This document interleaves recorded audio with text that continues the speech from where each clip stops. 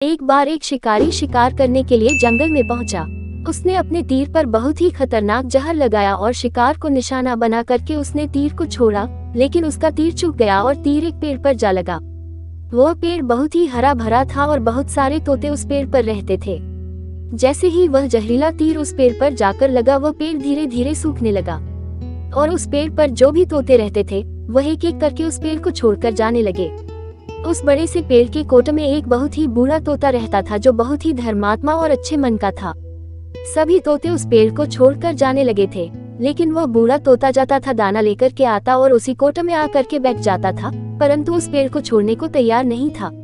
बूढ़े तोते के साथियों ने कई बार आकर के उसे समझाया कि यह पेड़ सूख रहा है और किसी दिन गिर भी जाएगा, चलो किसी और पेड़ पर चल कर रहा जाए, परंतु वह बूढ़ा तोता वहां से जाने को तैयार नहीं हो रहा था।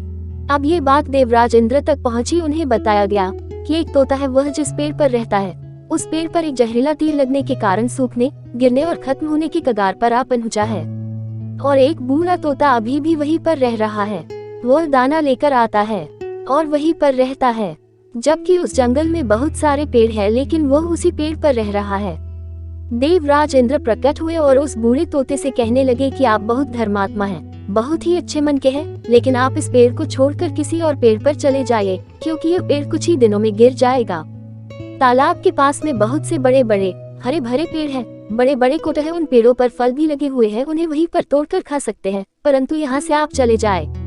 तोता बोला, क्षमा कीजिएगा, इस पेड़ ने मुझे जीवन दिया है, शिकारियों से मेरी रक्षा की है, हर मौसम में मेरे साथ रहा है, ये कोट मेरा घर है, यहाँ मैं पला बड़ा हूँ, इस पेड़ को मैं छोड़कर कैसे जा सकता हूँ? इस पर संकट आया है तो क्या मैं इसे छोड़कर चला जाऊँ? मैं ऐसा कभी नहीं कर सकता।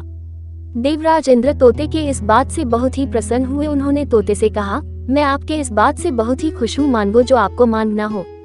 उस बूढ़े तोते ने कहा, मुझे बस इतना मांगना है कि जिस पेड़ ने मुझे जन्म दिया, जहाँ मैं रहा पला बड़ा, जिसे आप मेरा जन्मभूमि कह सकते हो, आप इसे फिर से वैसा ही हरा भरा कर दो जैसा ये था। देवराज इंद्र ने अमृत से उस पेड़ को सींच दिया और पहले की तरह हरा भरा कर दिया। अब वापस से उस पेड़ पर आकर के बाकी तोते रहने लगे। वह बूढ़ा तोता कुछ समय तक और जिंदा रहा, फिर उसकी मृत्यु हो गई और वह स्वर्ग में चला गया।